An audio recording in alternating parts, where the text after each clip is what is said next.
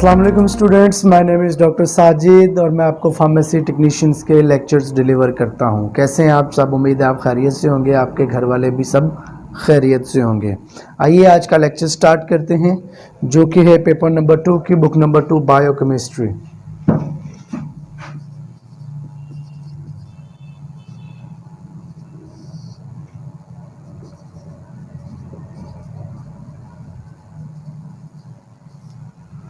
Last time जो हमने biochemistry में पढ़ा था वो पढ़ा था विटामिन डी। आइए उसको थोड़ा सा रिवाइज करते हैं, फिर हम नेक्स्ट लेक्चर की तरफ चलते हैं।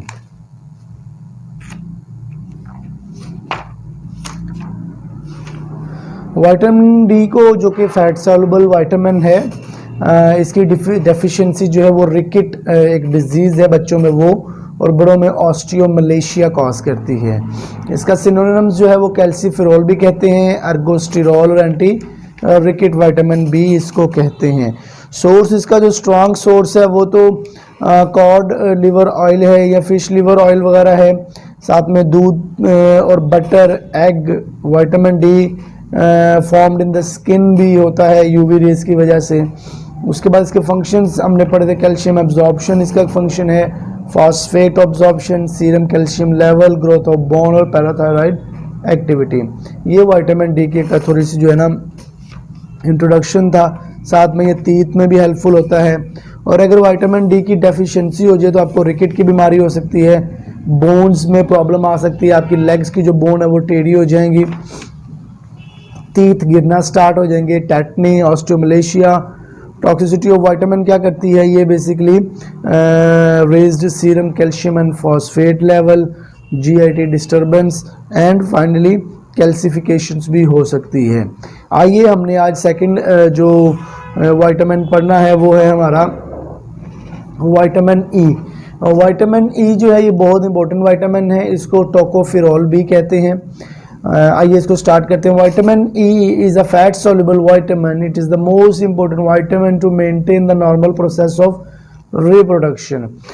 विटामिन ई जो है ये फैट सॉल्युबल विटामिन है और ये रिप्रोडक्शन के लिए सबसे अहम किरदार अदा करने वाला विटामिन है। The origin of the name tocopherol mean is from tokos mean child birth and phero means of bear, implying a substance which increase fertility। तो वो कह रहा है कि जो उसका टोकोफेरॉल नाम है बेसिकली वो भी टोको मीन चाइल्ड बर्थ, बच्चे का पैदा होना, और फिरोल्स मीन है बियर, तो बियर के बच्चे का पैदा होना, वहाँ से इसका नाम रखा गया हुआ है। मतलब ये ऐसा विटामिन है जो आपकी फर्टिलिटी, आपकी रिप्रोडक्शन में सबसे ज़्यादा हेल्प आउट करता है। इसके जो दूसरे नाम सिनोनिम्स हैं वो है, पहला तो टोकोफेरॉल जिसकी हम बात करें, दूसरा एंटीऑक्सीडेंट फैक्टर है, एंटी स्टेबिलिटी फैक्टर भी है। केमिकल स्ट्रक्चर की अगर बात करें तो बेंजीन रिंग के ऊपर 2 मीथेन ग्रुप, 3 मीथेन ग्रुप, एक ऑक्सीजन है, फिर उसकी साइड चेन में मीथेन, ऑक्सीजन, कार्बन, मीथेन है और एक पैरेलली उसके मीथेन चल रहा होता है। अगर हम बात करें केमिस्ट्री या इसकी प्रॉपर्टीज़ की, सबसे पहले तो यही बात है, it is a fat soluble vitamin, और दूसरा it is stable to heat and acids. ये हीट से भी स्टेबल है और एसिड से भी स्टेबल होता है, ये ब्रेक डाउन नहीं होता। Alpha tocopherol is the most abundant and active form of vitamin E. Alpha tocopherol जो है वो बहुत ज़्यादा मिकदार में पाई जाती है और ये ही इसकी एक्टिव फॉर्म है। तो टोकोफेरॉल का जो अल्फा फॉर्म है वही हमारे लिए फ़ायदेमंद है। These are all methyl derivatives of compound tocol. तो एक कंपाउंड है जिसका नाम टोकोल है। तो बेसिकली ये क्या है? ये टिकोल के ही सारे मीथेन मिथाइल डेरिवेटिव हैं। सोर्स की अगर बात करें, this vitamin occur in the nature as light yellow colour. ये बेसिकली लाइट येलो कलर में नेचर में अवेलेबल है वेरी इजीली। एनिमल सोर्स की अगर बात करें तो इसका एनिमल सबसे पहला सोर्स है एग यॉक, दूसरा है मिल्क, तीसरा है लिवर, चीज़, बटर। तो ख़ास करके human milk contain more than cow milk. तो जो ह्यूमन बीइंग का जो मिल्क होता है उसमें विटामिन ई की मिकदार बहुत ज़्यादा होती है as compare to the cow milk. Plant की बात करें तो wheat, germ oil, cotton seed oil and peanut oil. These are the sources of vitamin E. Function, सबसे पहले एंटीऑक्सीडेंट, इसका नाम भी क्योंकि एंटीऑक्सीडेंट एंजाइम था, तो पहला फंक्शन है इसका एंटीऑक्सीडेंट. तो the main function of vitamin is free radical trapping. ये क्या करता है, जितने भी फ्री रेडिकल्स आपकी बॉडी के अंदर मौजूद हैं विटामिन ई उनको ट्रैप कर लेता है. Antioxidant, cell membrane, plasma, lipoprotein. और फिर ये क्या करता है, उनको जो सेल मेम्ब्रेन में या जो प्लाज्मा, लिपोप्रोटीन वगैरह जहाँ पर भी कोई रेडिकल्स मौजूद है ये उनको ट्रैप कर लेता है. Thus help in maintaining the integrity of lipid moiety of cell membrane and organelles. तो फिर ये विटामिन ई जो है ये हेल्प करता है किसमें, integrity of lipid moiety of cell, मतलब आपके जो सेल की जो लिपिड है उसकी जो ताकत है, उसकी जो इंटेग्रिटी है, ये उसको हेल्प आउट करता है. और जितनी सेल मेम्ब्रेन की ऑर्गेनेल्स उनको भी हेल्प आउट करता है. Act as coenzyme, in certain tissues it act as a coenzyme. तो विटामिन ई जो है ये बहुत सारी टिश्यूज के अंदर कोएंजाइम के तौर पर भी काम कर रहा होता है. DNA synthesis, in it control the rate of synthesis of DNA. तो आपका जो डीएनए है आपकी बॉडी का, ये उसके रेट ऑफ सिंथेसिस को भी कंट्रोल कर रहा होता है कि मतलब कब कितने किस स्पीड से डीएनए रेप्लिका होगा वो उसको ये कंट्रोल कर रहा होता है. Muscles, it is essential for the normal function of muscles. Muscles के भी नॉर्मल फंक्शंस के लिए विटामिन ई बहुत ज़रूरी होता है. केयर ऑफ आरबीसीज, और vitamin E look after RBCs and prevent them from haemolysis. तो जो विटामिन ई होता है ये बेसिकली जो आरबीसीज हैं उनकी देखभाल भी करता है और उनको हीमोलाइसिस से भी रोकता है, मतलब उनके टूट फूट का शिकार होने से भी उनको रोकता है. By preventing membrane damage by various oxidants. और ये करता क्या है कि वेरियस ऑक्सीडेंट्स को ख़त्म कर देता है जिसकी वजह से आरबीसीज हीमोलाइसिस नहीं होते. Act as activator, it acts as activation for enzyme such as cytochrome C reductase. तो ये एंजाइम एक्टिविटी में भी काम करता है, साइटोक्रोम सी रिडक्टेज में भी एक्टिवेशन के तौर पर काम को उसको एक्टिवेट करता है. फिर आ गया reproduction. It is necessary for normal process of reproduction, कि जो नॉर्मल प्रोसेस है रिप्रोडक्शन का उसके लिए ये बहुत ज़्यादा ज़रूरी है.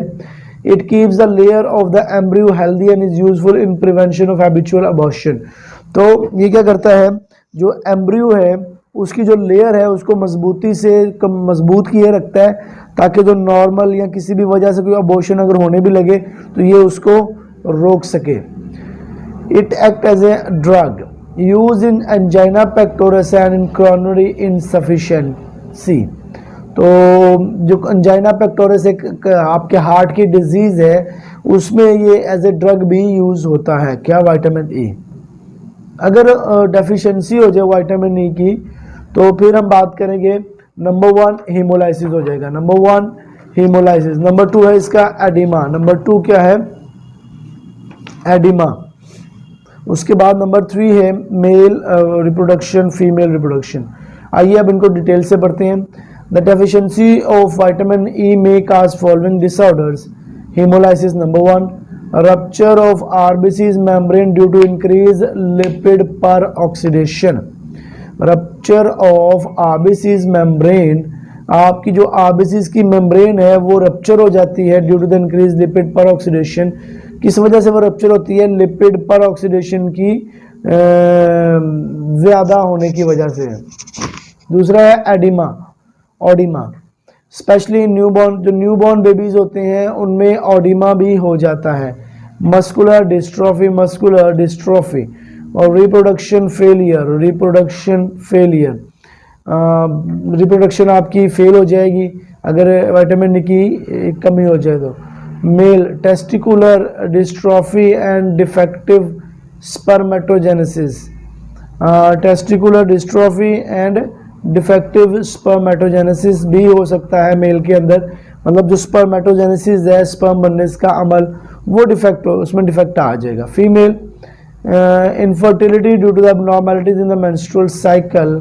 और वही रिजॉर्प्शन ऑफ फिटस अबॉर्शन। तो वो ये कह रहा है कि फीमेल्स के अंदर मेंस्ट्रुअल साइकिल जो है वो डिस्टर्ब हो जाएंगे। मेंस्ट्रुअल साइकिल डिस्टर्ब होने की वजह से वो उसकी रिप्रोडक्शन भी नहीं हो पाएगी, अगर हो भी जाएगी तो अबॉर्शन होने के बहुत ज़्यादा खतरे बढ़ जाएंगे। फिर लिवर नेक्रोसिस, आपका लिवर जो है वो ख़राब होने की तरफ जाएगा और बिल्कुल नाकारा हो जाएगा।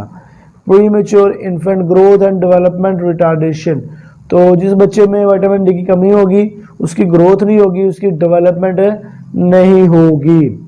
यूजेस की अगर बात करें, recently vitamin E is use in the following disorders, मतलब कौन कौन से ऐसे डिसऑर्डर्स हैं जिनमें विटामिन ई यूज किया जाता है। नंबर 1 है nocturnal muscle cramps. Nocturnal muscle cramps कहते हैं रात के टाइम अगर आपके मसल्स जो हैं उनमें क्रैम्प्स पड़ते हो, उनमें बेचैनी हो, दर्द करते हो, तो फिर विटामिन ई यूज किया जा सकता है।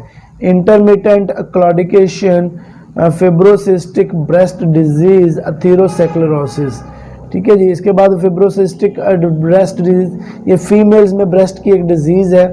और लास्ट पे अथीरोस्क्लेरोसिस है, ये ब्लड में ब्लड वेसल्स में क्लॉट का बन जाना, ये क्या है, अथीरोस्क्लेरोसिस कहलाता है।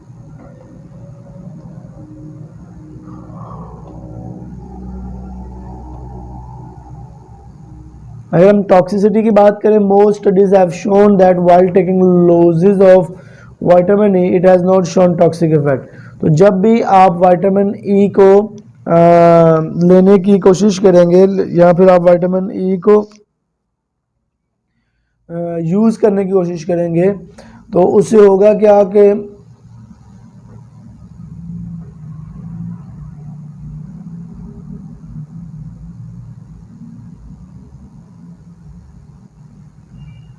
मतलब है कि विटामिन ई जो है उसका अभी तक कोई टॉक्सिसिटी इफेक्ट नहीं आया है, ठीक है जी।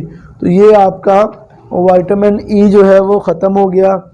नेक्स्ट है विटामिन के, ये फैट सॉल्युबल जो क्लासिफिकेशन है उसमें ये लास्ट विटामिन है।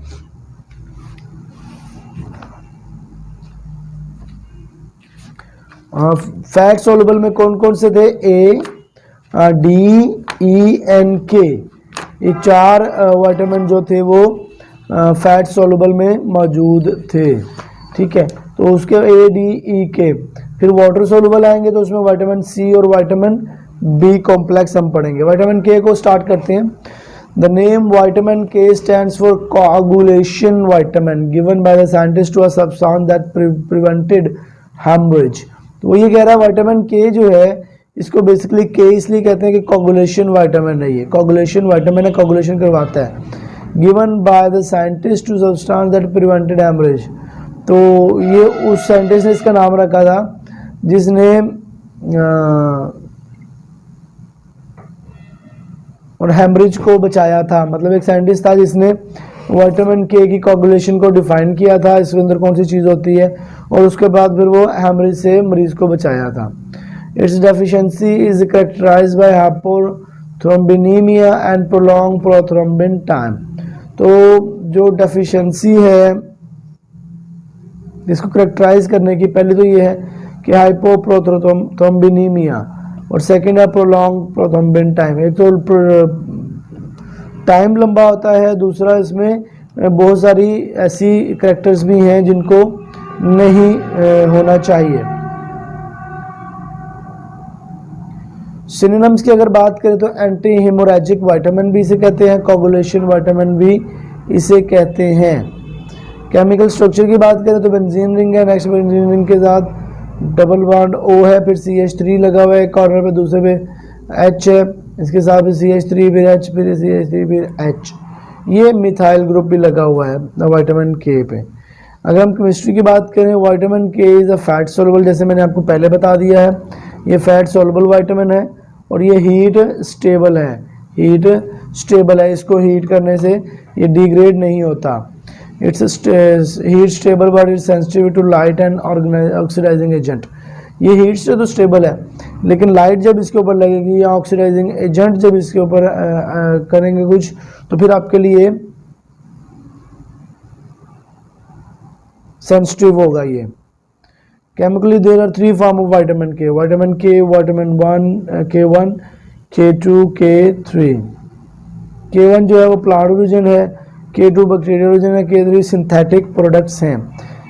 ठीक है जी, आइए इनको पढ़ लेते हैं। Vitamin K1 plant origin, phylloquinone isolated from अल्फाल्फा plant.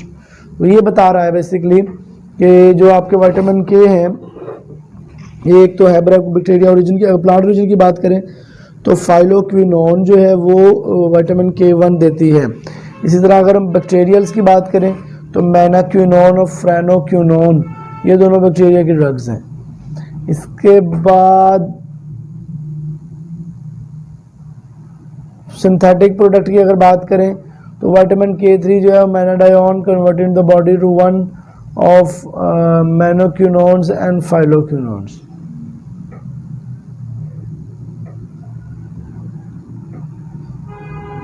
वाइटामर synthesis, synthetic substance processing vitamin activity, उसे क्या कहते हैं, विटामर।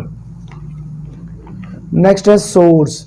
अगर हम प्लांट सोर्स की बात करें तो vitamin K1 green leafy vegetable such as अल्फाल्फा, spinach, cauliflower, cabbage, tomato, soybeans etcetera.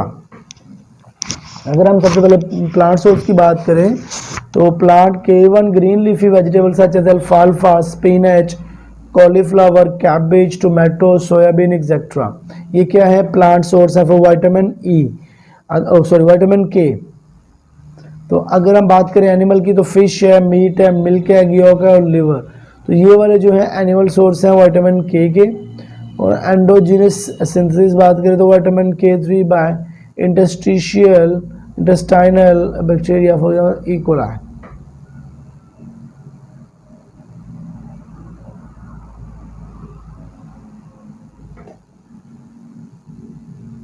Next है फंक्शंस ऑफ विटामिन के।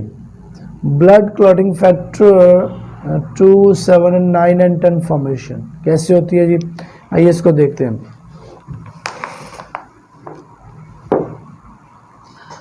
The most important function of vitamin K is that it helps in the formation of blood clotting factor 2, prothrombin 7, 9 and 10 by the liver। तो वो ये कह रहा है जो सबसे अहम काम विटामिन के का है वो ये है कि ये जो फैक्टर 2 है जिसका नाम प्रोथ्रोम्बिन भी है, और फिर विटामिन 7, 9 और 10 जो है इन सबको हेल्प, ये जो ना विटामिन के ये हेल्प आउट करता है, किस लिए, for the blood clotting, for the blood clotting.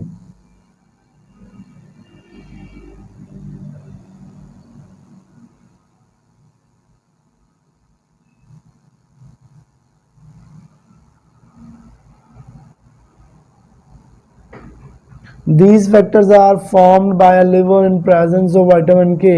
तो ये वाले जो फैक्टर्स हैं ये लिवर के सामने, लिवर के अंदर, ये स्ट्रक्चरली जो लिवर के अंदर बनते हैं विटामिन के की फॉर्म में। Vitamin K is not the structural component of this compound but bring about post translational changes necessary for the function. वो ये कह रहा है कि विटामिन K5 और के ये जो है ये स्ट्रक्चरली इतने कंपोनेंट नहीं है कि इनको कंपाउंड कहा जा सके, लेकिन ये है बड़े important for the functions of vitamin K.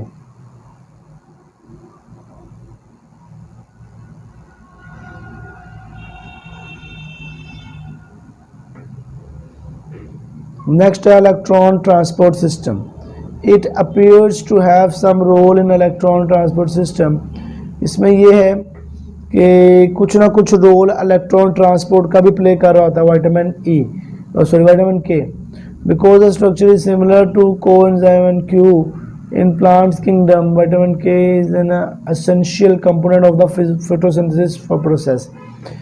तो वो ये कह रहा है कि जैसे इलेक्ट्रॉन ट्रांसपोर्ट के लिए ज़रूरत जो इलेक्ट्रॉन ट्रांसपोर्ट सिस्टम के लिए बेसिकली विटामिन के हेल्प आउट कर रहा होता है, और क्योंकि इसका स्ट्रक्चर जो है बहुत ज़्यादा कोएंजाइम Q10 से मिलता है तो उसकी वजह से भी ये हेल्प आउट कर रहा होता है। Vitamin K is an essential component of the photosynthesis, और विटामिन के जो है ये ही हेल्प आउट करता है फोटोसिंथेसिस प्रोसेस के लिए, किसमें,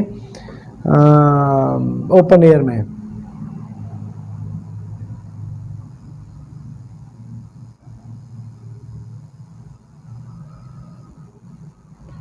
फिर आता है respiratory mechanism. Vitamin K is regarding as an essential component of respiratory mechanism of cells in plants. Vitamin K is an essential component of the physiological tissues. तो respiratory tract की अगर बात करें तो विटामिन के जो है ये बहुत अहम है रेस्पिरेटरी ट्रैक के लिए। कैसे कि in plant vitamin K is an essential component of the photosynthesis. तो जैसे ही फोटोसिंथेसिस के लिए विटामिन के इंपॉर्टेंट है तो इसका मतलब है ये ऑक्सीजन के लिए भी इंपॉर्टेंट होगा। अगर डेफिशिएंसी की बात करें विटामिन के की तो सबसे पहले है हाइपोप्रोथ्रोम्बिनीमिया। हाइपोप्रोथ्रोम्बिनीमिया ये क्या होता है? Bleeding tendency of uncontrollable haemorrhage occur. Bleeding tendency of uncontrollable haemorrhage occur. दूसरा है prolongation of prothrombin time. Prolongation of prothrombin time. Prothrombin time is prolonged up to 30 seconds. Prothrombin time is prolonged up to 30 seconds. Prolonged up to 30 seconds. अगर तो vitamin के की deficiency हो जाएगी तो फिर जो आपका प्रोथ्रोम्बिन है वो नहीं बनेगा और प्रोथ्रोम्बिन ना बनने की वजह से ब्लड क्लॉट भी नहीं होगा और आपका जो कोगुलेशन टाइम है वो 30 सेकंड तक चला जाएगा और नॉर्मल पीटी 12 से 15 सेकंड चला जाएगा।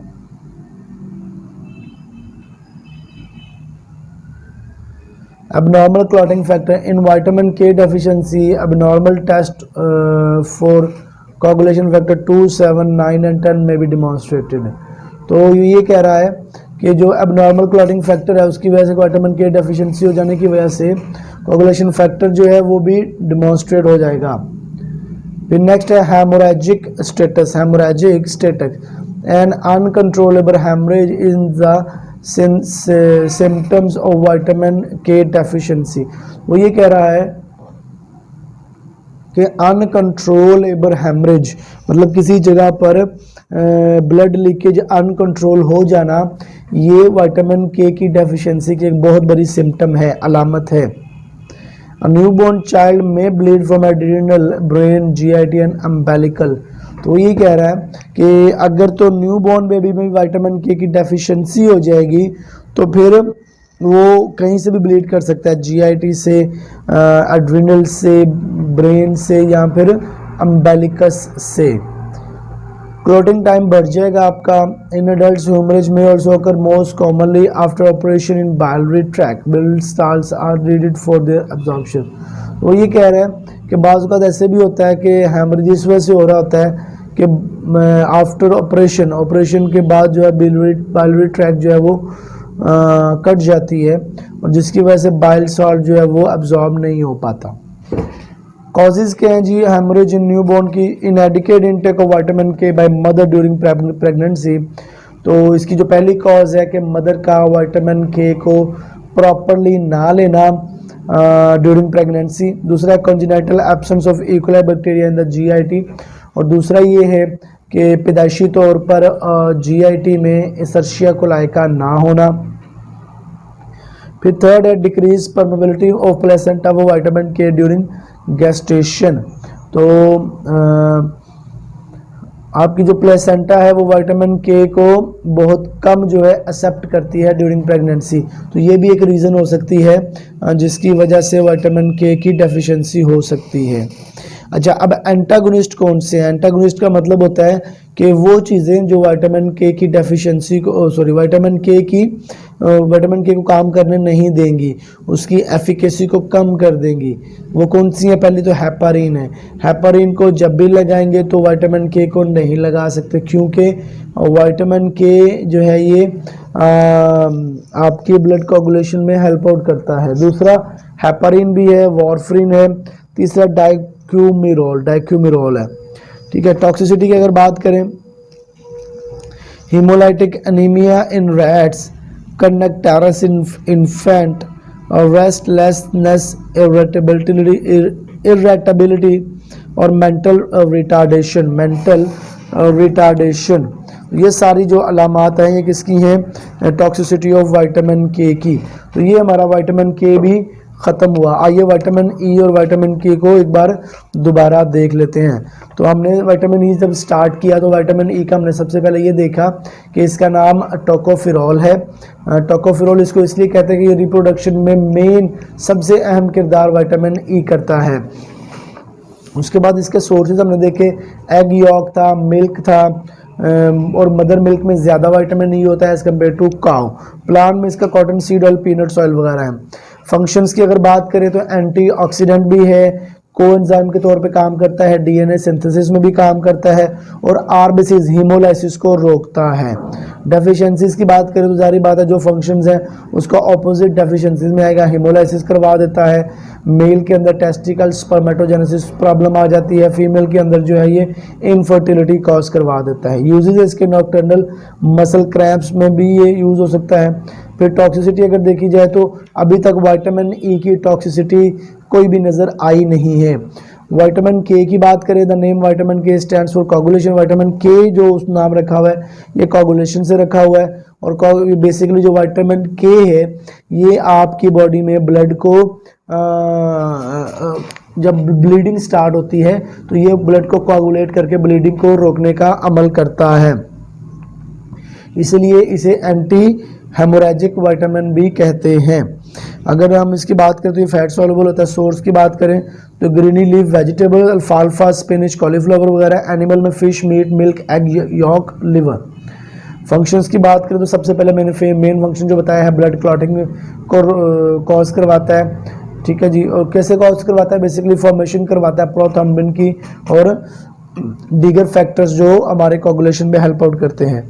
फिर रेस्पिरेशन में, क्योंकि विटामिन के जो है ये फोटोसिंथेसिस के लिए मेन फैक्टर है, जब तक फोटोसिंथेसिस नहीं होगी हमें ऑक्सीजन नहीं मिलेगी। इस तरह हमारी रेस्पिरेशन में भी ये हेल्प आउट करता है। डेफिशिएंसी ऑफ विटामिन के की बात करें तो विटामिन के की डेफिशिएंसी होने की सबसे बड़ी प्रॉब्लम ये आती है कि आपके ब्लड के अंदर जो ब्लीडिंग होगी, सॉरी आपकी बॉडी की जो ब्लीडिंग होगी ब्लड की, वो इतनी जल्दी से कोगुलेट नहीं करेगी, जमेगी नहीं, ब्लड रुकेगा नहीं ब्लीडिंग होना, ठीक है। आपका पीटी टाइम भी इंक्रीज कर जाएगा। अगर हेमरेज की बात करें तो इसकी एक तो वजह यह है कि मदर का ड्यूरिंग प्रेगनेंसी विटामिन के का प्रॉपर इस्तेमाल ना करना। दूसरा कॉन्जिनाइटल भी हो सकता है, पैदाशी तौर पर भी, ठीक है जी। और एंटागोनिस्ट जो है इसके हेपरिन है, वॉरफ्रिन है और डाइकोमिरोल है। टॉक्सिसिटी की बात करें तो हीमोलाइटिक एनीमिया है, कर्नेक्टेरस है, रेस्टलेस मेंटल रिटार्डेशन है। तो ये हमारे दो विटामिन आज के विटामिन ई और विटामिन के ख़त्म हो गए, ठीक है जी। इसमें कुछ भी पूछना हो तो आप मुझे बता दें।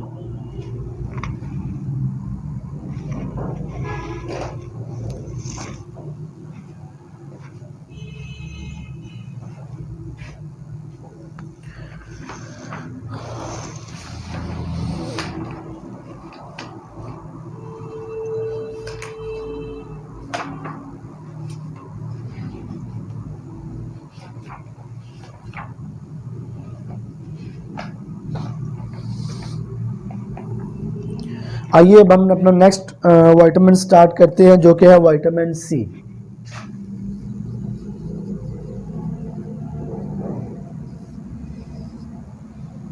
विटामिन सी जो है बहुत इंपॉर्टेंट विटामिन है हमारी बॉडी का। विटामिन सी, अच्छा अब जो हमारे चार विटामिन थे ए, डी, ई और के, ये फैट सॉल्युबल थे, ये अब ख़त्म हो गए। अब हमारे वाटर सॉल्युबल जो है ये स्टार्ट हो जाएंगे। ये वाटर सॉल्युबल में बेसिकली दो हैं, विटामिन बी कॉम्प्लेक्स और विटामिन सी, ठीक है जी। दो वाटर सॉल्युबल में है। आइए अब इनको पढ़ते हैं। पहला इसमें विटामिन हम पढ़ेंगे विटामिन सी, जिसको हम लोग एस्कॉर्बिक एसिड भी कहते हैं।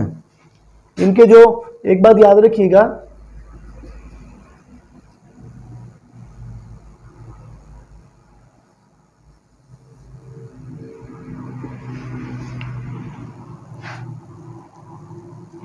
अच्छा एक बात याद रखिएगा कि हर विटामिन का एक नाम भी है, तो वो नाम आपने ज़रूर याद करने हैं। जैसे विटामिन के का नाम था एंटी कोगुलेशन, विटामिन ई का नाम था टोकोफेरोल, विटामिन डी का नाम था एंटी रिकेट्सिया और विटामिन ए का जो नाम था वो क्या था, रेटिनॉल। ठीक है जी, तो ये वाले नाम जो है ये आपने ज़रूर याद रखने। बाज़ औक़ात वो ये नहीं कहता डिफाइन वाइटामिन, वही कहता है define right a note on vitamin retinol. ठीक है, तो आपको याद होने चाहिए, लाजिम याद होने चाहिए। अच्छा, vitamin C is a water soluble antiscorbutic vitamin. Antiscorbutic का मतलब होता है इनहिबिशन ऑफ स्कर्वी। ठीक है, स्कर्वी एक डिजीज है जो विटामिन सी की डेफिशिएंसी से होती है। ठीक है, अगर हम केमिकल स्ट्रक्चर की बात करें तो बेंजीन रिंग है, सॉरी बेंजीन रिंग नहीं है, पेंटा रिंग है।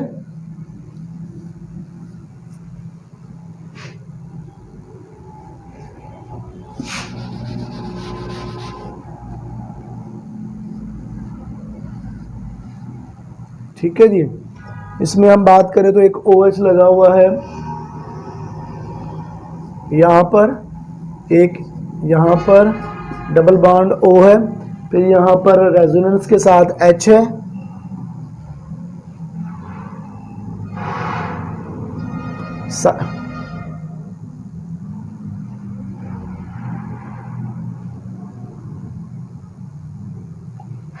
और यहां से एक साइड चेन निकलती है जो कि OH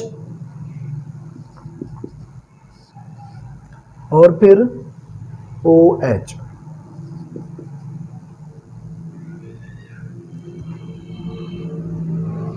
ठीक है, ये इसका स्ट्रक्चर है। ठीक है जी, केमिस्ट्री की अगर बात करें, in human body vitamin C is found as L ascorbic acid. ठीक है, एल मीन लिवो। ठीक है जी, एल एस्कॉर्बिक एसिड, एल भी होता है, डी भी होता है, डी मीन डेक्स्ट्रो। तो बॉडी के अंदर एल एस्कॉर्बिक एसिड की फॉर्म में ये अवेलेबल होता है। In human body, it is found as a L-ascorbic acid, levo-ascorbic acid. The active form of vitamin C is ascorbate acid. और जो विटामिन सी की जो एक्टिव फॉर्म है वो एस्कॉर्बेट एसिड है। Human body is unable to synthesise vitamin C. Human body के अंदर vitamin C बिल्कुल नहीं बनता, बाहर से ही लेना पड़ता है। It is strong reducing agent and therefore readily oxidise in the body to dehydro ascorbic acid. तो जब एस्कॉर्बेट एसिड आप लेंगे तो ये बड़ी जल्दी से हाइड्रोलाइसिस हो जाएगी और it is oxidise in the body into the ascorbic acid. Freezing and dehydration retains the vitamin C. Vitamin C D को अगर आप फ्रीज कर देते हैं या डिहाइड्रेट कर देते हैं, लेकिन वो उसकी जो है ना विटामिन सी की जो ओरिजिनल फॉर्म है वो रिमेन रहती है। It's stable in solid form and in acidic solution but rapidly destroyed in the alkaline solution. अगर तो आप विटामिन सी को सॉलिड फॉर्म में ले आएंगे तो भी ये स्टेबल है। अगर इसको किसी एसिड सोल्यूशन मतलब जिसका pH हो फ्रॉम 1 to 6, इस किसी भी सोल्यूशन में इसको डाल देंगे तो ये स्टेबल है। वरना इसको किसी अल्कलाइन में डालेंगे जिसका pH 1 to 14 होगा तो फिर ये स्टेबल नहीं रहेगा, ये टूट जाएगा, रैपिडली डिस्ट्रॉयड, बहुत जल्दी टूट जाएगा। सोर्स की बात करें तो प्लांट सोर्स में सबसे पहले इसका फ्रेश फ्रूट लाइक ऑरेंज माल्टों में बड़ा ज़्यादा पाया जाता है, लेमन लींबू के अंदर, ग्रेप्स अंगूर के अंदर, गावा अमरूद के अंदर, एप्पल सेब के अंदर, स्ट्रॉबेरी जो होती है उसके अंदर पाया जाता है। फ्रेश वेजिटेबल्स में भी पाया जाता है। फ्रेश वेजिटेबल में सबसे ज़्यादा टोमेटोज में पाया जाता है, कॉलीफ्लावर मतलब फूल गोभी, कैबिज मतलब गोभी, ऑनियंस प्याज, लेटस बोलते हैं ये जो आपका सैलेड वगैरह होता है, ग्रीन पीज सब्ज मटर जो होते हैं, बीन्स लोबिया वगैरह। ठीक है जी, तो फ्रूट्स में भी पाया जाता है विटामिन सी और चंद एक सब्जियों में भी पाया जाता है। एनिमल सोर्स की बात करें तो animal tissues are not a good source. तो एनिमल जो है वो विटामिन सी का इतना अच्छा सोर्स नहीं है, लेकिन फिर भी कुछ जो है वो लिवर, किडनी और एड्रिनल ग्लैंड्स में पाए जाता है। ठीक है जी, तो नेक्स्ट है हमारा टॉपिक फंक्शंस। विटामिन सी के फंक्शंस क्या हैं। सबसे पहले है intercellular substance. Intercellular substance, ascorbic acid is required for the functional activities of fibroblast and osteoblast. तो सबसे पहले ये कह रहा है कि जो इंटरसेलुलर सब्सटेंसेस हैं आपके, मतलब आपके जो सेल्स हैं,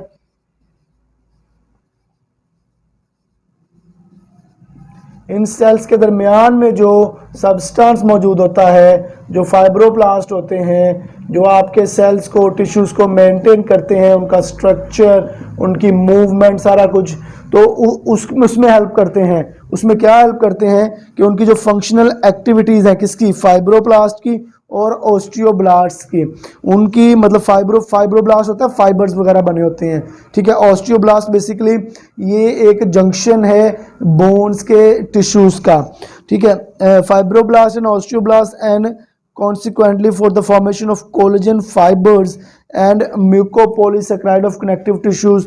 तो इनके अंदर फाइबर्स बन जाते हैं जो सेल्स को मेंटेन रखते हैं, उसके स्ट्रक्चर में, टिश्यूज़ को, मसल्स को, ठीक है।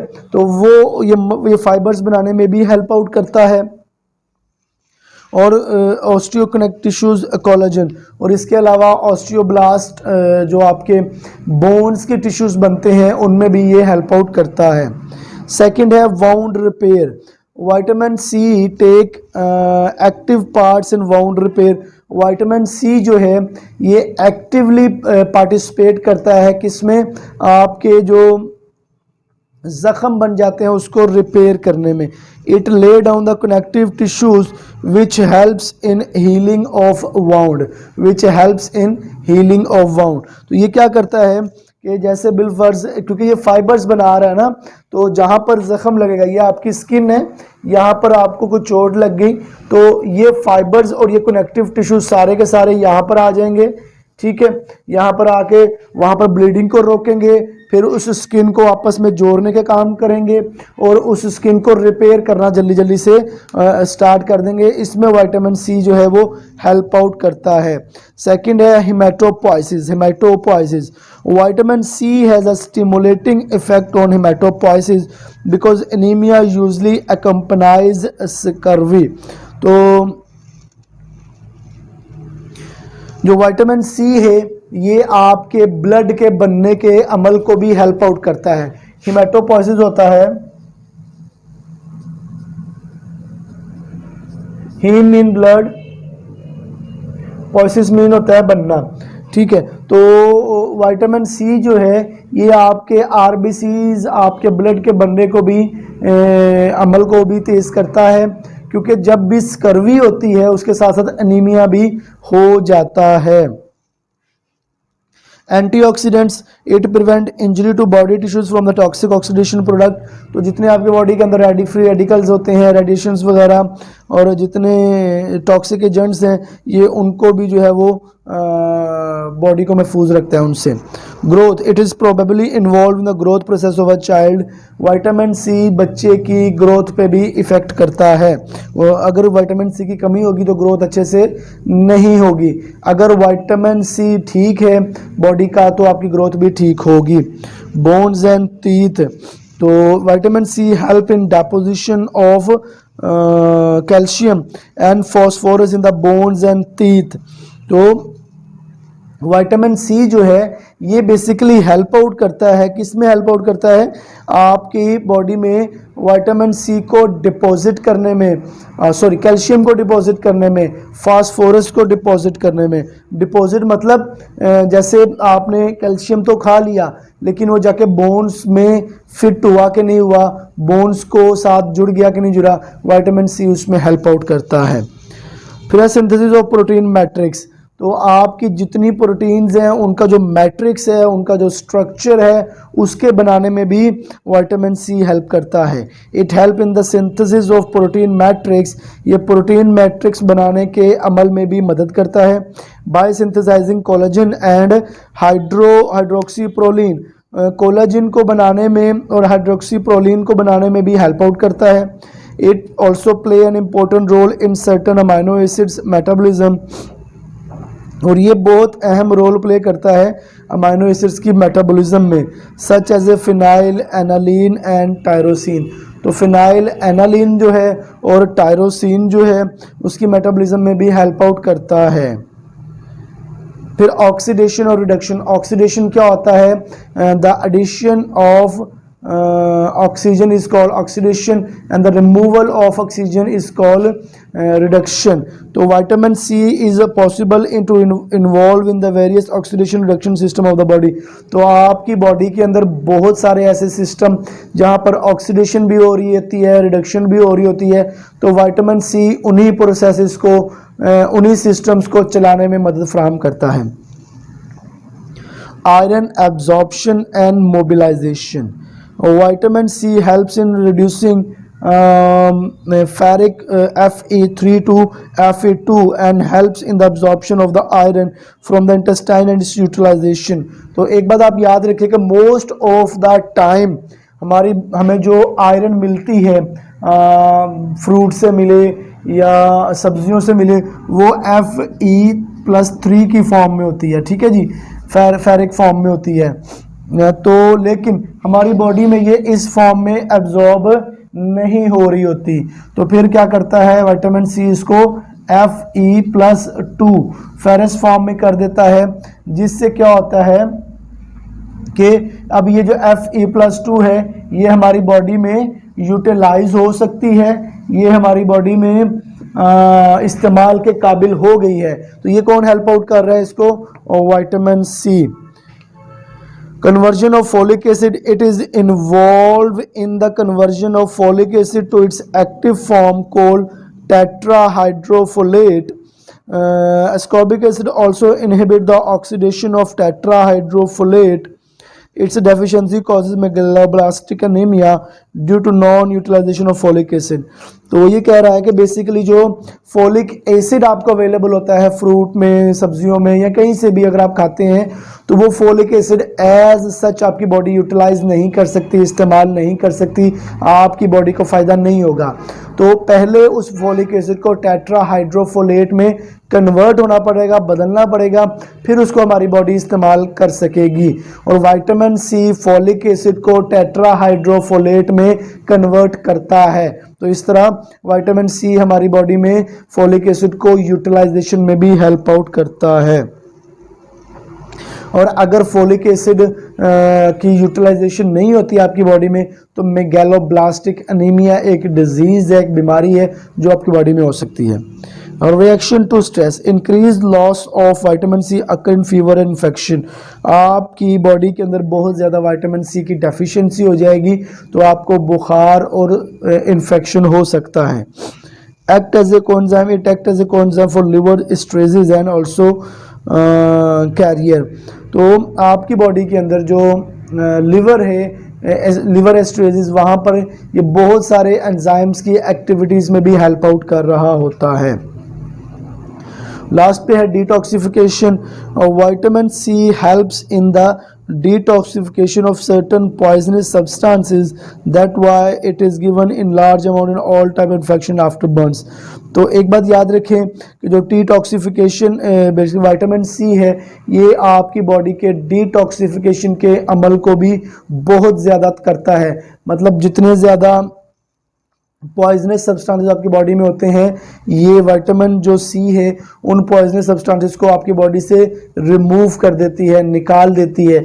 इसी वजह से बहुत सारे इन्फेक्शनों में भी विटामिन सी दी जाती है। ठीक है जी, तो ये हमारा आज का लेक्चर यहाँ पर ख़त्म हुआ, जो कि हमने विटामिन ई और विटामिन के और विटामिन सी का कुछ पार्ट पढ़ा है। नेक्स्ट हम इंशाल्लाह नेक्स्ट लेक्चर में पढ़ेंगे। तो इसमें कुछ भी पूछना आप मुझसे रब्ता कर सकते हैं। अपना ख्याल रखिएगा, अपने पेरेंट्स का ख्याल रखिएगा और इसको ज़रूर याद करिएगा। मेरी तरफ से आज इतना ही। अस्सलाम वालेकुम।